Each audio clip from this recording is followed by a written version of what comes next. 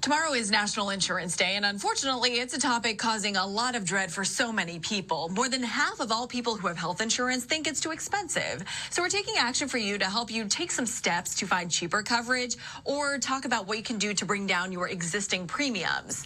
Lynn Ho with insurance tech provider Zelros says insurance companies as a whole should do a lot better job of educating people on what policies are really best for them. She suggests revisiting all of your policies at least once a year and think about shopping around when you have major life events. Milestone birthdays or the birth of a child are factors that could afford you a better health insurance policy.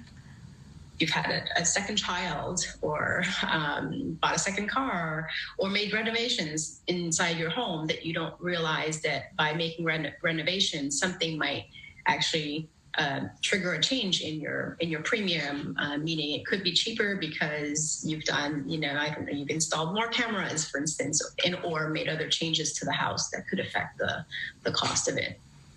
She went on to explain how artificial intelligence is being used for more policy recommendations, and it is doing a much better job of finding policies for people. She recommends you put more trust in the insurance companies that have been around longer.